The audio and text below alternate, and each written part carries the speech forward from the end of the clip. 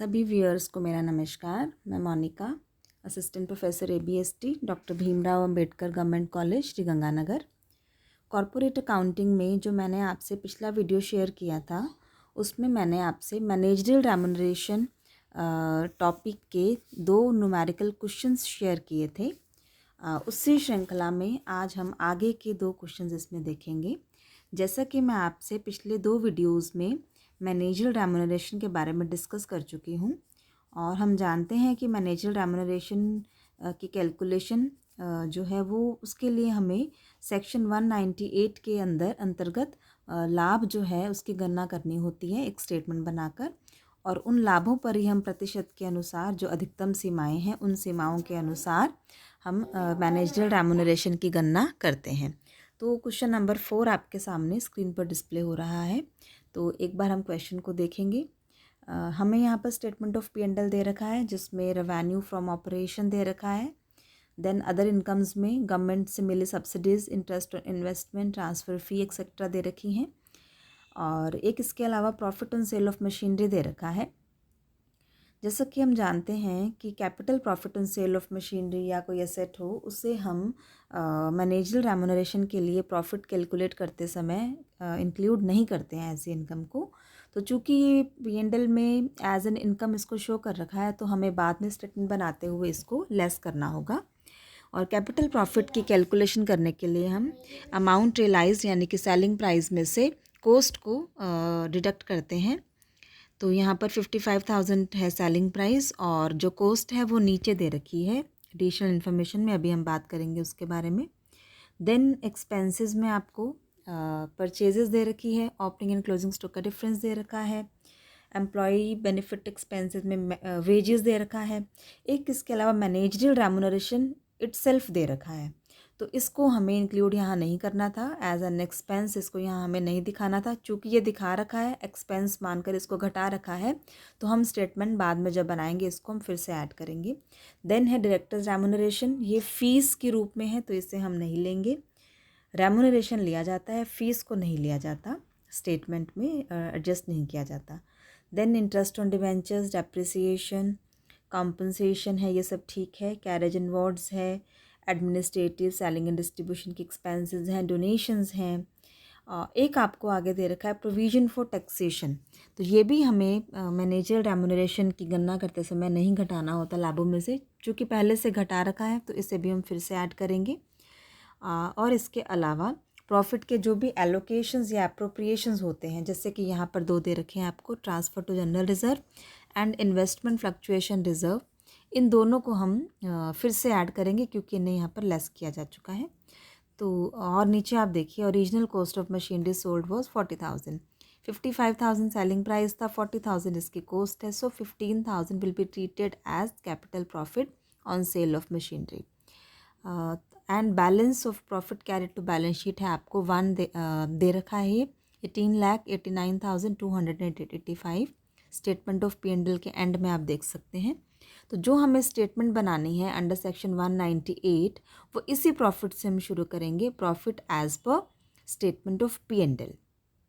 तो अभी आप इसका सॉल्यूशन देखिए।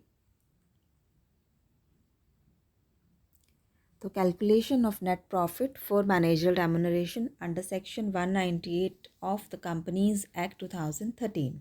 जैसा कि मैंने अभी आपको बताया कि स्टेटमेंट ऑफ P&L के प्रॉफिट से हमको स्टेटमेंट स्टार्ट करना होता है। तो profit carried to balance sheet, और we can write it as profit as per statement of P&L 18,89,285। अब यहाँ पर हमें सबसे पहले वो प्रॉफिट घटाना है जो कि पिछले साल से आगे लाया गया है। Profit brought forward from the previous year 5,72,350, इसको रिड्यूस करने के बाद जो हमारे पास रहेगा वो होगा हमारा profit for the year. Less करना है इसमें हमें इनकम से रिलेटेड जो भी एडजस्टमेंट्स करने हैं, तो ऐसी इनकम जिन्हें हमें नहीं दिखाना था और हमने दिखा रखा है वो हम यहाँ पर घटा देंगे। जैसे कि अभी मैंने आपको ऊपर बताया capital profit on sale of machinery, तो 15,000 सेलिंग प्राइस माइनस कोस्ट, जो कि नीचे एडिशनल इन्फॉर्मेशन में आपको लागत दे रखी थी, 40,000 घटा दीजिए। 15,000 इनकम का ये एडजस्ट कीजिए, घटाइए। देन कुछ एक चीज़ें ऐड करनी है। ऐड हमें करनी है वो एडजस्टमेंट्स करनी है एक्सपेंसेस के रिगार्डिंग, ऐसे एक्सपेंसेस जो हमें नहीं घटाने थे इस पर्पस के लिए और हमने स्टेटमेंट ऑफ P&L में शो कर रखे हैं एज एन एक्सपेंस या कहे कि घटा रखे हैं, तो उन्हें हमें फिर से ऐड करना होगा क्योंकि हमने जो ऊपर प्रॉफिट लिया है वो स्टेटमेंट ऑफ P&L के अकॉर्डिंग लिया है। तो अभी मैंने आपको बताया था कि मैनेजरियल रेम्यूनरेशन इस पर्पस से ऐड होगा, प्रोविजन फॉर टैक्सेशन ऐड होगा, और प्रॉफिट के जो भी एलोकेशंस एंड अप्रोप्रिएशंस हैं like transfer to general reserve and investment fluctuation reserve, उनको भी आप यहाँ पर ले लेंगे। तो इनका टोटल 14,71,250, इसको आप ऐड कर देंगे तो आपके पास आ जाएगा net profit for the purpose of managerial remuneration 27,73,185। अब आपको जो भी मैक्सिमम लिमिट्स लगानी है यानी कि जो भी मैनेजरियल रेम्यूनरेशन कंप्यूट करना है वो हमें इसी प्रॉफिट पर करना है। तो 3 पॉइंट्स में हमसे सॉल्यूशन में क्वेश्चन में पूछा गया था। पहला, यदि केवल एक होल टाइम डायरेक्टर हो, तो यदि किसी कंपनी में एक ही होल टाइम डायरेक्टर है तो हम उसे लाभों के 5% से अधिक जो है मैनेजरियल रेम्यूनरेशन या रेम्यूनरेशन है उसकी पेमेंट नहीं कर सकते। तो मैक्सिमम लिमिट जैसा कि अभी बताया 5%। तो जो प्रॉफिट आपने स्टेटमेंट के अंदर अभी कैलकुलेट करा है उसका 5% यानी कि 27,73,185 का 5% 1,38,659 रुपया यहाँ पे पहले पॉइंट के अकॉर्डिंग आपका आंसर होगा। Then in B point you are asked to calculate managerial remuneration if there are 2 whole time directors. यदि किसी कंपनी में एक से ज़्यादा होल टाइम डायरेक्टर्स होते हैं तो उन सबको मिलाकर 10% जो है मैक्सिमम लिमिट रहती है नेट प्रॉफिट के ऊपर। तो 27,73,185 के ऊपर 10% की दर से आप यहाँ पर निकाल देंगे मैनेजरियल रेम्यूनरेशन 2,77,319। तो ये आपके पास आ जाएगा यदि कंपनी में एक से अधिक जो है होल टाइम डायरेक्टर्स हैं, तो यहाँ पर आप उसको 10% की दर से ज्ञात कर लेंगे। तीसरा, when there is 2 whole time directors and a manager. इसमें क्या होता है कि पूरा पॉइंट देख ले अभी। When there is 2 whole time directors and 1 manager and 1 part time director, इसमें एक लिखने से शायद रह गया है। तो there are 2 whole time directors, a part time director and a manager. तो ऐसी स्थिति में हमको मैक्सिमम लिमिट जो है 11% उसको अप्लाई करना होगा। तो 27,73,185 पर 11% की दर से 3,05,050 जो है ये आपका तीसरे पॉइंट के अनुसार जो है आंसर आ जाएगा मैनेजरियल रेम्यूनरेशन का। तो यहाँ पर क्योंकि कंपनी में 2 पूर्णकालिक संचालक थे और एक मैनेजर है और एक यहाँ पर जो है वो अंशकालिक या पार्ट टाइम डायरेक्टर्स है। पार्ट टाइम डायरेक्टर्स को हम शुद्ध लाभों के 1% से ज़्यादा नहीं दे सकते यदि कंपनी में कोई प्रबंध संचालक, प्रबंधक या पूर्णकालिक संचालक है।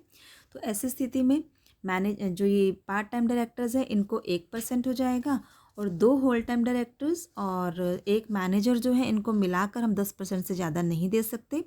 तो 10% प्लस 1 11 हो रहा है और वैसे भी जो मैक्सिमम लिमिट है वो भी 11% ही है। तो आप किसी भी तरह से इसको ज्ञात कर सकते हैं। तो ये था आपका क्वेश्चन नंबर 5, इसका सॉल्यूशन। इसके बाद क्वेश्चन नंबर 4, इसके बाद हम देखेंगे क्वेश्चन नंबर 5। क्वेश्चन नंबर 5 आपके सामने स्क्रीन पर डिस्प्ले हो रहा है। यहाँ पर आपको क्वेश्चन नंबर 4 की ही तरह स्टेटमेंट ऑफ P&L दे रखा है। उसी तरह से आपको पहले इनकम्स दे रखी हैं, revenue from operation, then again profit on sale of companies land. तो ये कैपिटल प्रॉफिट के नेचर का है तो इसको हम बाद में लेस करेंगे while making statement under section 198। Then expenses में आप इसको देखिए, एक्सपेंसेस में आपको एक डायरेक्टर्स रेम्यूनरेशन दे रखा है जो कि बाय वे ऑफ सेटिंग फ़ी है। अगर यहाँ पर नॉर्मल रेम्यूनरेशन होता मैनेजरियल रेम्यूनरेशन तब तो हम इसको एडजस्टमेंट इसकी करते, फ़िलहाल इसकी कोई एडजस्टमेंट नहीं की जाएगी क्योंकि ये फ़ी है। इसी में आप देखेंगे डेप्रिसिएशन में डेवलपमेंट रिबेट इंक्लूडेड है, तो डेवलपमेंट रिबेट से रिलेटेड हम एडजस्टमेंट करेंगे। इसे हमें एज एन एक्सपेंस अलाउ नहीं करना था चूँकि यहाँ पर अलाउ कर रखा है यानी कि इसको घटा रखा है एक्सपेंडिचर मानते हुए, तो जब हम स्टेटमेंट बनाएंगे तो हम इसको फिर से ऐड कर देंगे। लाइकवाइज साइंटिफिक रिसर्च यानी कि एक न्यू लैबोरेटरी सेटअप की गई है, तो ये भी कैपिटल नेचर का एक्सपेंस है, कैपिटल एक्सपेंस है, इसे भी यहाँ हम एज एन एक्सपेंस अलाउ नहीं करेंगे, तो इसलिए हम इसको बाद में फिर से ऐड करेंगे इस 10 लाख को। इसके अलावा provision for taxation as I told you before 44 lakh इसको एडजस्ट किया जाएगा। और इसके अलावा जो भी एलोकेशन एंड अप्रोप्रिएशंस होते हैं प्रॉफिट के, उनको एडजस्ट किया जाता है। यहाँ पर फाइनल डिविडेंड पेड और corporate dividend distribution tax DDT जो है वो दे रखे हैं, तो ये दोनों भी बाद में एडजस्ट किए जाएंगे, यानी कि इनको हम फिर से ऐड करेंगे। एक यहाँ पर आपको नीचे बता रखा है कि इनकम टैक्स अथॉरिटीज़ के द्वारा जो डेप्रिसिएशन है वो 41 लाख रुपीज़ जो है वो स्वीकृत किया गया। तो इसका फ़िलहाल हमें क्वेश्चन में कुछ नहीं करना, क्योंकि कंपनीज एक्ट 2013 के सेक्शन 123 सब सेक्शन 2 जो है ये डेप्रिसिएशन से रिलेटेड है। ये जो सेक्शन है ये डेप्रिसिएशन को इनकम टैक्स एक्ट 1961 से अलग करता है। यहाँ पर जो डेप्रिसिएशन लगाया जाता है वो शेड्यूल 2 के प्रोविजंस के अकॉर्डिंग लगाया जाता है। तो यहाँ हमें इनकम टैक्स अथॉरिटीज़ के अकॉर्डिंग कितना डेप्रिसिएशन अलाउ किया गया, फ़िलहाल उसका हमें कुछ नहीं करना है।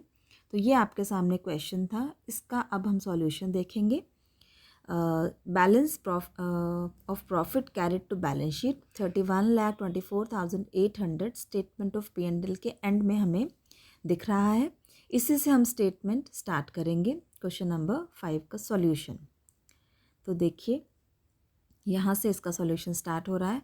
Calculation of net profit for manager remuneration under section 190 of companies act 2013। तो जैसा कि मैंने अभी आपको बताया कि profit carried to balance sheet या जो profit as per statement of P&L है 31,24,800, उससे हम यहाँ पर सॉल्यूशन या स्टेटमेंट की स्टार्टिंग करेंगे। इसके बाद इसमें से हमें एडजस्टमेंट्स करनी है रिगार्डिंग इनकम्स एंड एक्सपेंडिचर। तो पहले मैं इनकम से रिलेटेड जो है एडजस्टमेंट कर रही हूँ, जैसा कि मैं क्वेश्चन में ही बता चुकी हूँ आपको कि capital profit on sale of land जो है 12.5 लाख, ये आप यहाँ पर घटा देंगे, तो ये आपके पास आ जाएगा 18,74,800। इसमें हम एक्सपेंडिचर्स के रिगार्डिंग एडजस्टमेंट्स करेंगे, जो कि मैं आपको क्वेश्चन में पढ़ते समय ही साथ साथ बता चुकी हूँ। पहला development rebate 80,000 which was included in depreciation. Then new laboratory cost being capital expense 10 lakh. Then provision for taxation 44 lakhs and appropriations and allocation of profit like proposed dividend and proposed tax on dividend 45 lakh and 9,25,200. So इनका आप total लगा लेंगे, the total will be 1,09,05,200। अब आप इसको add कर लीजिए, then will get net profit for managerial remuneration. So 1,27,80,000 हमारे पास यहाँ ऐसा प्रॉफिट आ रहा है। और अब इसके ऊपर हमें मैक्सिमम वो रेट अप्लाई करनी है जो कि क्वेश्चन के अकॉर्डिंग हमें बता रखा है कि कंपनी में कितने मैनेजरियल पर्सन्स हैं। तो यहाँ पर जो है प्रबंध संचालक का पारिश्रमिक पूछा जा रहा है। प्रबंध संचालक मतलब हम मान लेंगे कि एक ही मैनेजिंग डायरेक्टर होगा। तो इस मैनेजिंग डायरेक्टर को एज वी नो कि इंडिविजुअल किसी एक यदि कंपनी में एक ही मैनेजिंग डायरेक्टर या होल टाइम डायरेक्टर है या मैनेजर है, तो उसको हम मैक्सिमम 5% की रेट से रेम्यूनरेशन पे कर सकते हैं। तो आप इसको कैलकुलेट कर लीजिए। 1,27,80,000 के ऊपर 5% की दर से 6,39,000 यहाँ पर मैनेजरियल रेम्यूनरेशन होगा। तो ये था इसका क्वेश्चन नंबर 5 का सॉल्यूशन। आई होप आपको पूरा अच्छे से क्लियर हो गया होगा, क्योंकि हमने इस टॉपिक में 4 क्वेश्चंस देख लिए हैं। Question number 2 to question number 5 हमने यहाँ पर देखे हैं और ऑलमोस्ट इसमें सारे पॉइंट्स हमारे कवर हो रहे हैं। और ज़्यादा प्रैक्टिस के लिए आप इसके इलस्ट्रेशंस देख सकते हैं और एक क्वेश्चन शायद इसमें और है, क्वेश्चन नंबर 6, आप उसको सॉल्व करके देख सकते हैं। तो ये chapter along with this topic यहीं पर हमारा पूरा हो रहा है। अगर आपको इससे संबंधित कोई परेशानी हो, कोई डाउट हो, तो आप मुझसे पर्सनल मैसेज करके पूछ सकते हैं। तो आज के लिए अभी के लिए इतना ही। Thank you so much.